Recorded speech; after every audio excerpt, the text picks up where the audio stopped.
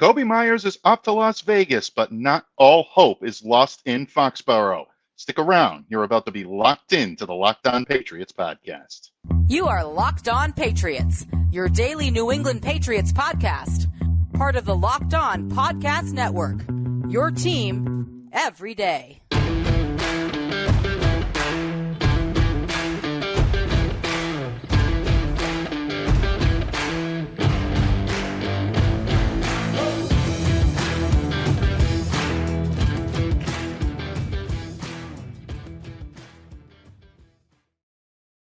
Hello to all of you Foxborough faithful. Thank you once again for making Locked On Patriots a daily part of your New England Patriots coverage and also your first listen every day. Remember, Locked On Patriots is free and available on all platforms, including YouTube. So smash that subscribe button, download, subscribe to, follow Locked On Patriots wherever you get your podcasts.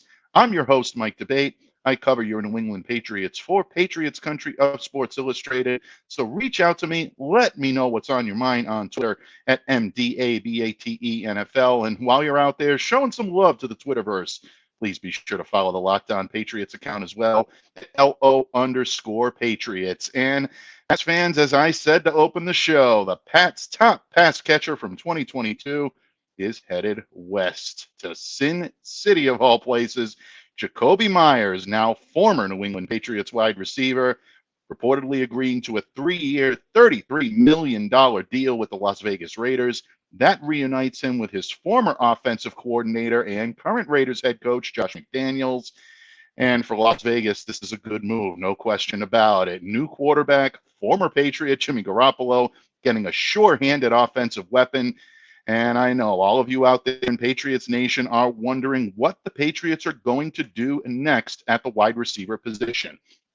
At the outset, folks, let's just put this out there. New England's going to face a tough task replicating what Jakobi Meyers brought to them in terms of productivity and in terms of reliability on the field.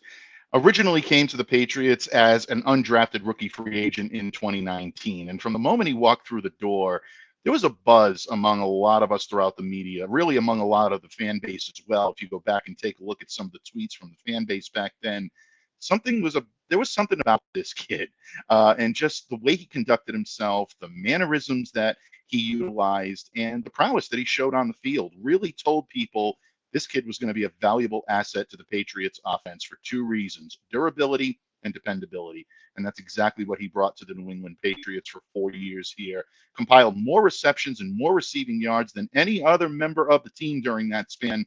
235 career receptions, currently ranks third among all non-drafted players in the league since 2019. So he's not just showing some Patriots prowess. Jakobi also showing that he can play with the best of them in this league. And he was one of Mac Jones' most reliable and preferred targets. So that creates a conundrum for the New England Patriots. Don't forget, Mac had pretty much become accustomed to relying on Jakobi to catch basically anything that was thrown his way. And save for a few snafus, Jakobi wasn't perfect out there by any stretch of the imagination, but he mostly reeled in whatever Mac needed him to catch. Battled through a lot of injuries in 2022, but he still started 13 of the 14 games he appeared in. Led the team, set career highs with 804 receiving yards, 6 touchdowns, and finished second on the team with 67 receptions. So the Patriots right now have a pretty serviceable positional group under contract. Guys like Devontae Parker, Tyquan Thornton, Kendrick Bourne are going to be called upon to play big roles on this team in 2023. But you'd be remiss if you said that help still wasn't needed. The Patriots need to address this position. And a lot of the feedback that I've been getting, and I know you've been seeing it out there on Twitter as well, is how could the Patriots allow Jakobi Meyers to walk for such a reasonable price? A lot of earlier reports, and we reported this even up to yesterday when I spoke with Murph here on Locked On Patriots, that Jakobi's asking price could get up into the $15 million annual range. And even I, who have been one of Jakobi's biggest fans and stalwarts here on the pod, had said that 15 was way too high for his services. The Patriots would let him walk and justifiably should let him walk. But if it was between 12, 13, that was reasonable. And The fact that he was able to up for $11 million per year, I'll be honest with you, was surprising. And apparently it was to Jakobi as well, who made some comments on Twitter. You can go over and take a look at those. I'm sure you've seen them, talking to Josina Anderson right after the announcement was made, saying, I wanted them, they wanted me, tried to make it work with the Patriots. I respect them, but I'm blessed to be going to the place that I'm going to. Obviously, Jakobi's saying all the right things. A lot was put on, I wanted them, they didn't want me. And, folks, I understand that there are inferences to be made from a statement like that. But when you look at the type of deal Jakobi signed and the type of deal that the Patriots were probably willing to offer, it might have been comparable. I don't think it's quite where the Raiders ended up, and that's why Jakobi ended up leaving. But we keep forgetting that the Patriots have a lot of holes to fill on this roster. And I know that the easiest thing to do out there, especially for the 2 to 6 crowd, is to sit there and contrive a narrative that the Patriots are sinisterly frugal. They're cheap to the point where they're going to forsake the fan base, forsake winning, all for the profit, all for the bottom line.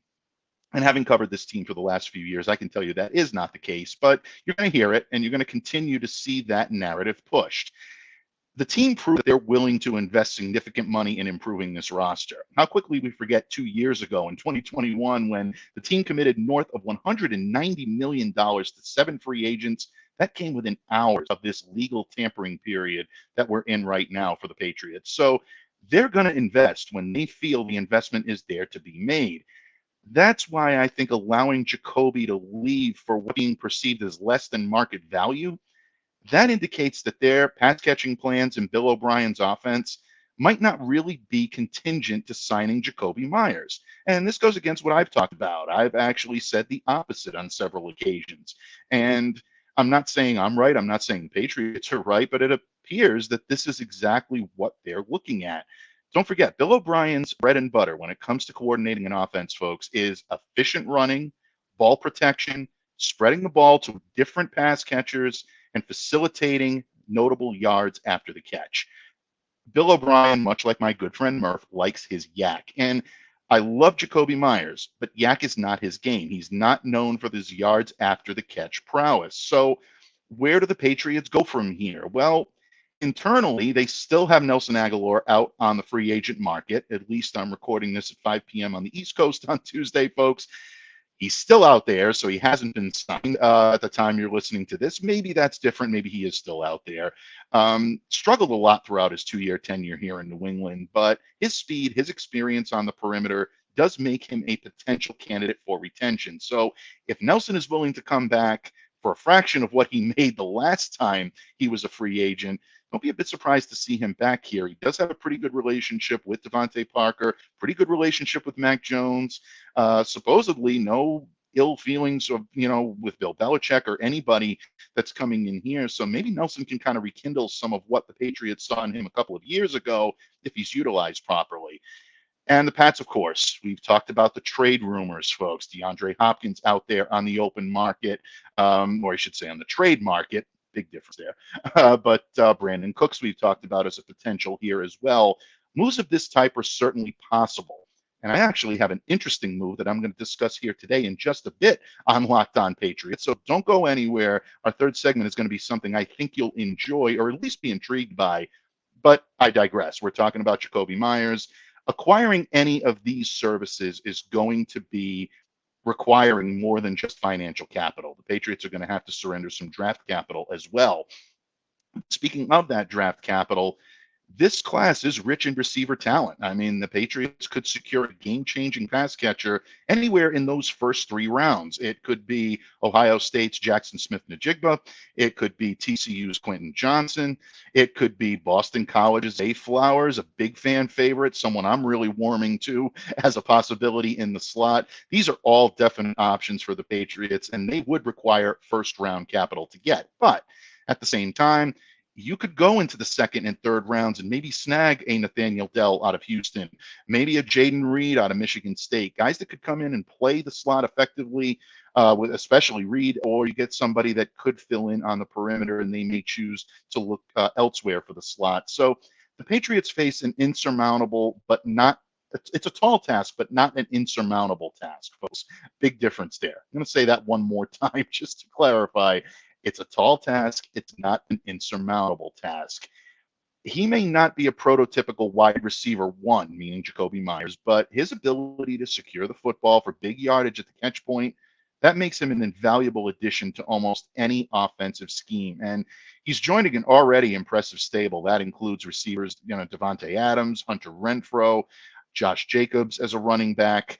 Will not be joining Darren Waller, who is heading over to the New York Football Giants. Check out my good friend Patricia Traina on Locked On NYG, and she'll fill you all in on Darren Waller joining Big Blue. But you still get the feeling that Jakobi is going to a place where he can be a significant contributor and doesn't have to have that put on his shoulders about being the wide receiver one. And that's exactly what he was here. And I don't think that's Jakobi's game or how he's built. So the questions surrounding the Patriots receiving core, they're going to continue until a move or equal of greater proportions is made to offset Jakobi's absence. And whether New England has the answer to those questions, that's going to be discovered in the coming days. But it wasn't all bad news for your New England Patriots on Tuesday. There were some comings and some retentions as well. And we're going to discuss those in just a minute when this episode of the Locked On Patriots podcast continues. But first, folks, today's episode is brought to you by our good friends over at FanDuel Sportsbook. The midway point of the NBA season is here, and now is the perfect time to download FanDuel, America's #1 sportsbook, because new customers get a no-sweat first bet up to $1,000. That's bonus bets back if your first bet doesn't win.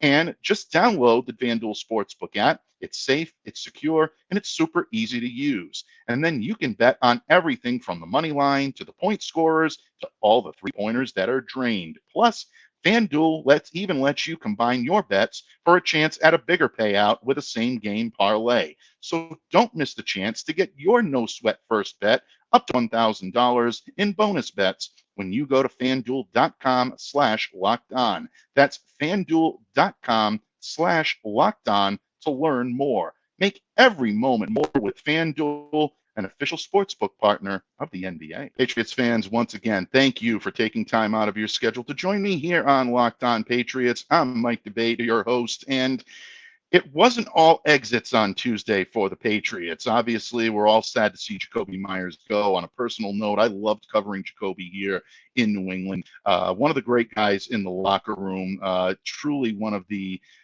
hardest workers I've seen come through those doors in quite some time. And the Patriots are going to be very concerned and also very diligent about the way they choose to try to fill those shoes. But they did have some retentions and even one arrival, a new face joining the New England Patriots. The first one of such. And let's start with those sticking around. The team took a pretty notable step on Tuesday and trying to shore up that secondary for 2023. And the Patriots have apparently tendered restricted free agent defensive back Myles Bryant at the right of first refusal level. This according to ESPN's Mike Reese. The tender worth $2.6 million, a one-year deal for Myles. Now, it is going to be subject to offer sheets. What that means, folks, is that if another NFL team provides an offer sheet to Myles Bryant between March 15th and April 21st, the Patriots hold the ability to match that contract, or they can allow him to play elsewhere without receiving draft compensation in return. So at this point, it is interesting to see if there is a market out there, if he's going to have an opportunity to get an offer sheet. If the Patriots choose to match, they definitely are committing to him, but this at least shows that they're trying to work out a way to keep him in the fold. And I know there's some bitterness, for lack of a better term, and I'm sorry to kind of fumble around with that a little bit, but a little bit of hesitation toward welcoming Myles Bryant back into the fold.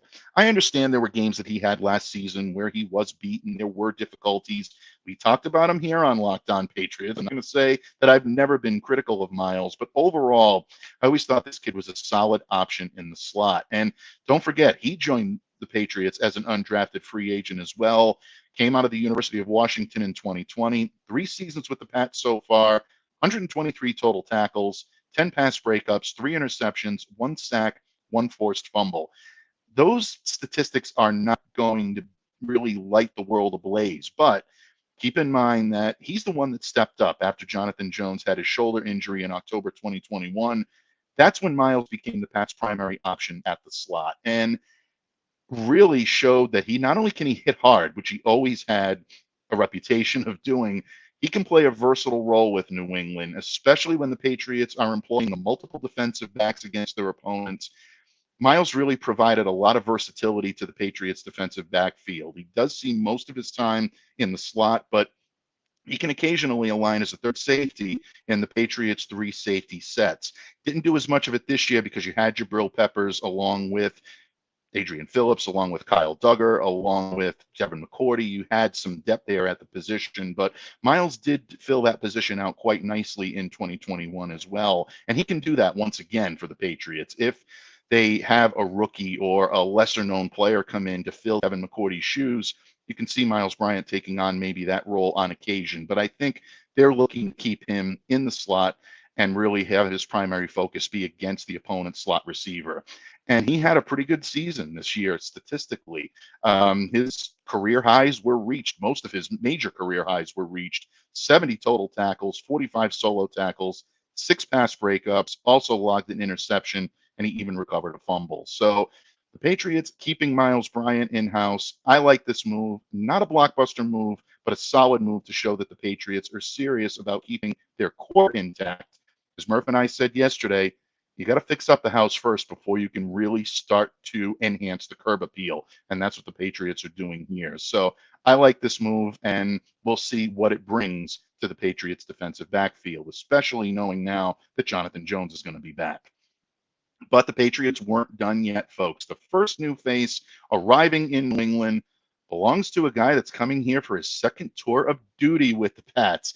Patriots agreeing to a 2-year deal with former Denver Broncos offensive tackle Calvin Anderson, and that's per the NFL Network. Mike Garafalo breaking that on Tuesday afternoon.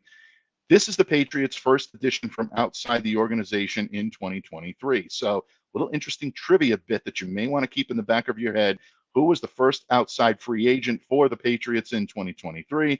It was Calvin Anderson, formerly now of the Denver Broncos. And you may remember Calvin back in 2019. He was also signed as a Patriots undrafted free agent, but his stay in New England only lasted 2 weeks. And again, tip of the cap, nod to the gods to my good friend Mike Reese of ESPN, who is the best in the business. He pointed this out, and save me, folks. I would have never remembered that he was actually released only 2 weeks into training camp or 2 weeks into the season last year to accommodate the arrivals of offensive tackle Jared Veldheer and wide receiver Dontrell Inman.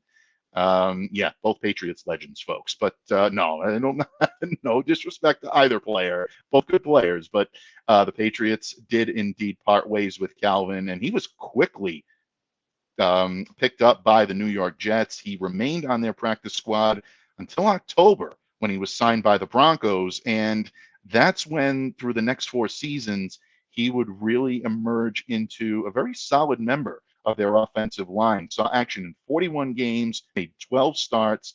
His best season came last year in 2022. He played on 47% of the Broncos' offensive snaps. Most of those snaps came at the left tackle position. And Pro Football Focus really said this very well. He gave up 2 sacks last season, as well as 15 additional quarterback pressures.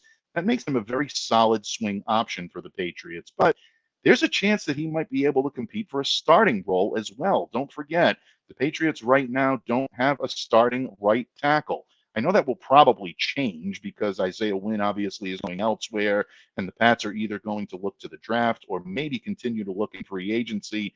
But right now, you have to think that Anderson is going to get a shot along with Connor McDermott to try to come in and compete for a starting role. And New England's offensive line is going to need that help. They struggled all season long last year. We mentioned Wynn is on his way out.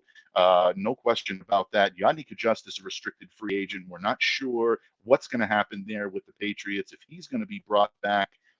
Trent Brown struggled in 2022. I think he comes back strong in 2023. He's working out hard. Again, all proof is going to be on the field when it comes to that. I love Trent. I think he's got it in him. I think he will do it, but we'll see. Cole Strange, I think, is going to take a little bit of a jump this year, and he's going to move forward. David Andrews is as solid as you get, and Michael Owenu, I think, is still their most consistent contributor at right guard along the offensive line. So these guys are going to definitely do what they need to do. And Anderson's apparently excited to return to the place. He started his pro football journey years ago. In fact, he took to social media to make a promise to Patriots Nation saying that he remembers everybody here. There's unfinished business, and he's ready to get to work. You'll love to see it. Really enthusiastic about rejoining the Patriots, and why shouldn't he be? It's a great place to be, and I think he'll definitely do well here. So he's going to join a lot of different guys on this line. Haven't even mentioned guys like Cody Rusey, Jason Hines, Andrew Stuber, James Ferentz. Going to compete with all of them for a spot on this roster. But Galvin Anderson comes with some pedigree, and he comes off of a very good season, and that could lead him to success right here in New England.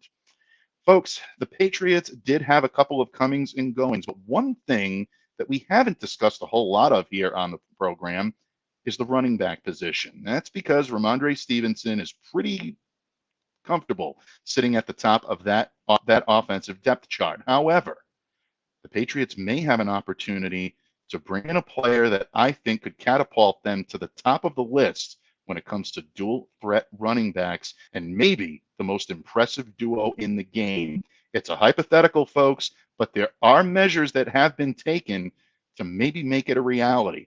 I'm going to talk the Patriots possibly snagging Austin Ekeler from the Los Angeles Chargers in just a moment when this episode of the Locked On Patriots podcast continues. But first, folks, today's episode brought to you by our good friends over at Built.com. The Built March Madness bracket is here, and we know you have a favorite bar or puff, and now's your time to make it count. Go to BuiltMarchMadness.com to vote for your favorites. Support your team, support your bar or puff. And when you vote for your favorite bar or puff, you will be entered into a drawing where 50 lucky Locked On listeners will get a free box of Built. Not only that, but one lucky Locked On fan will win a 12-month subscription to Built to have Built's best bars or puffs delivered monthly straight to your door. Folks, I've been saying it over and over again, and it's just true today as the first moment I mentioned it. You've got to try Built. Built is the best protein bar ever. Seriously, they're so amazing. You won't think that they're good for you, but trust me, folks, they are. What makes Built bars and puffs so good? Well, for starters, they're high in protein, low in sugar, covered in 100% real chocolate. That's right, folks, real chocolate. There's a big, big difference there. So definitely check these out. And you want to run right now to BuiltMarchMadness.com. Run safely, folks, but run right now to vote for your favorite bar or puff and pick up a box while you're there. You can vote every day in March. So hop in and support your pick. Don't delay. Do it today. Built.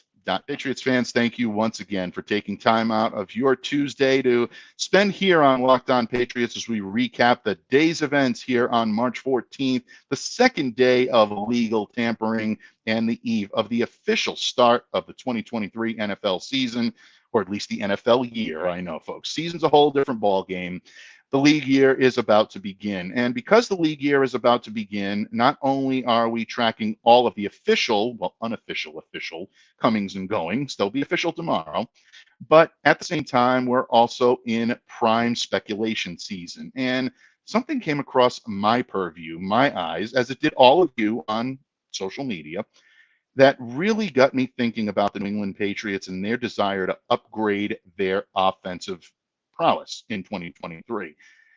It started to get me thinking that the New England Patriots backfield might be in need of a significant change, or a significant charge, more likely. Yeah, I know. Bad dad joke, folks. I apologize. Mea culpa. But with Jakobi Meyers now agreeing to join the Las Vegas Raiders, New England might be looking to the AFC West for a potential pass-catching weapon that might make life a little bit easier for Mac Jones. I'm talking about a guy I had the privilege of covering when I covered the Chargers back in 2017 and 2018, and his name is Austin Ekeler. Not only is he a great pass catching weapon, but he also is pretty good at running the ball too. And this all stemmed from a Tuesday afternoon report from the Athletic's Jeff Howe, who, again, like Mike, one of the best guys in the business. Always take his stuff to the bank, folks. You definitely know it's coming from a place of sincerity and spot on analysis. Ekeler has been granted permission from the organization to seek a trade. And I know this surprised a lot of people, but despite being pretty well set at the top of their running back core with Ramondre Stevenson, I think the Patriots should be smart to inquire on Ekeler's services. And I'll tell you why. Coming off of back-to-back NFL seasons with 15 or more combined touchdowns, both rushing, receiving, folks. He's only 27 years old to do this, so he still has a lot left in the tank. And you want to talk about how rare it is to have him come off of two back-to-back seasons where he's got 15 or more combined touchdowns. The only other player is the Rams running back Marshall Faulk. Only two players in NFL history to have 10 or more rushing touchdowns and 5 or more receiving touchdowns in consecutive seasons. Ekeler combined for 8 touchdowns and 1,637 total yards just last season. He also finished with a franchise high 107 receptions, 5 of which went for a touchdown. So if you're looking for a guy that can do it all, Austin Ekeler is pretty much that guy. In fact, some people think he might actually be better at catching passes than he is at running the football. But I wouldn't necessarily go that far because Ekeler definitely has the ability to do all of them. He's still a pretty good runner as well. He presents something of a defensive coverage problem, I like to say. And I've said this about him for years now since I started covering him. Even though he's very good as a backfield catcher, he's still the Chargers' feature running back, and he set career highs in 2022 on the ground with 915 yards, 13 touchdowns, all of this with all the prowess he brings out of the backfield. Given his ability as a dual threat offensive weapon, he can be dangerous as a pass catcher, but he can be dangerous as a rusher as well. That means taking pressure off of the Patriots receivers and giving Ramondre Stevenson some much needed rest. Folks, this makes a lot of sense logistically. And one of the things that I love about Austin is it creates so many mismatches from a defensive perspective. Anytime Austin takes the field, and the Patriots have done this as well when they've had to play him, you have to pair him with a legitimate cover defender. You can't allow a linebacker to come up and do it. Austin is too fast. He's too shifty. He's going to be able to shake that type of defender. So you really need a dedicated defensive back simply to the duty of covering him. And go back and take a look at how some teams have had success against Austin Ekeler. This is what they need to do. When they do that, though, it also draws a member of the secondary away from the rest of the backfield. That means one fewer defender that's now in the backfield defending against the other skill position players. This is how the Chargers have been able to really make some headway. You got guys like Keenan Allen, Mike Williams, Gerald Everett at the tight end position. They can open up a lot of lanes for Justin Herbert to be able to find if you have at least one of those defensive backs dedicated to trying to stop Austin Ekeler. And this is where he really fits, I think, very well into New England's scheme. Bill O'Brien, once again, an offense that features ball protection, efficient running, spreading the ball to multiple pass catchers, facilitating notable yards after the catch. That means that Ekeler would really project very well into Bill O'Brien's system. He does all of those extremely well. Now, the Patriots have several positional needs here, and I know people are screaming right now saying, no, we don't need another running back. We need a wide receiver. We need offensive line help. We need a tight end. Yeah, you can make the argument that maybe the Patriots need all three positional-wise a little bit more, but here's why I think Austin is an intriguing member for the Patriots. Damian Harris, you know he's probably going to test free agent waters, and it's interesting to find whether or not he's going to be able to get what he wants out there on the open market. I love Damian, but if you have an opportunity to add someone with Ekeler's abilities, if you're the Patriots, you have to take advantage of this. And I think this is something that a lot of people would agree with. And I think it's something the Patriots would agree with. Yes, you have youngsters like Pierre Strong, Kevin Harris. They saw minimal time last year. You expect them to make that jump. But adding someone like an Austin Ekeler, pairing him along with Ramondre Stevenson, gives Strong and Harris the chance to develop at their own pace. You don't have to rush them along. In a lot of ways, it may even be more beneficial to those second-year players now who were rookies in 2022. And I think the chance to add a player of Ekeler's skill set, his experience, might just be too great to forego, especially given Meyers' defection to the Raiders. Now, obviously, this is a move that's going to come all down to money without any question. And Ekeler is about to enter the final season of a 4-year, $24.5 million contract that he signed in 2020. Accordingly, he's set to hit the books this season for $6.25 million annually with a cap hit of $7.75 million. Now, even if the Patriots don't try to rework that, they can still easily accommodate that, what I like to call rental fee, for 1 year and work out a long-term deal. But that's where this could snag, because Ekeler is going to be looking for a long-term deal. He only has 1 year left on that contract, so he's going to want to go to a place where he can thrive for a number of seasons and play with a quarterback and a coach that he knows can maximize his capabilities. Mac Jones, I think, is the quarterback. I know Bill Belichick is definitely the coach, and I really, really strongly believe that Bill O'Brien is the offensive coordinator that can really utilize Ekeler as well as anyone. If the two sides can come to an agreeable medium here, the Patriots have a number of draft picks, sufficient draft capital, if you want to get very flowery about it, to really entice the Chargers to sit down at the negotiation table and really try to hammer something out here. He's going to have his share of suitors. He's definitely going to have a lot of options, and New England may or may not be among them. But if you're the Patriots, you have to at least kick the tires and see what's available here, because the logistical fit, to me, in New England is as strong as anyone.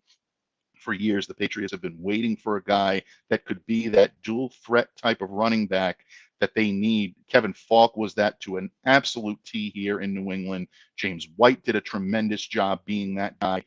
I really think Austin Ekeler has the opportunity to come in and be that type of player, that type of weapon on offense that could really change the complexity of the way the Patriots play and catapult them, I think, into the top running attack in the league. If that happens and you have Stevenson and Ekeler at the top of this team, you're looking at a special moment. And yeah, it's going to be tough. I'm not going to lie to you. It's not going to be easy to broker a deal between these two sides, but I think the benefit for both of these sides trying to make it work really makes it worth watching in the coming days. And I'll leave you with an interesting tidbit here.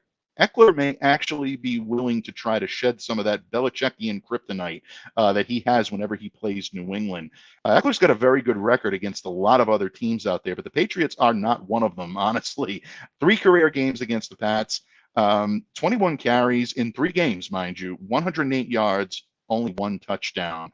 So if you can't beat him, folks, join him. And who knows? Maybe Austin Ekeler may be willing to come here and play with his old Chargers teammates, Adrian Phillips and Hunter Henry, and maybe we can get Chargers East going here on the East Coast. I would love it, because I did cover the Chargers back in the day, and I would love to see Austin come here and really make it a trifecta of 3 of the favorite Bolts that I ever had the opportunity to cover. But again, I'm not making the decisions, folks. Bill Belichick is, and he will continue to make those decisions each and every day this week as free agency continues and the league year officially begins.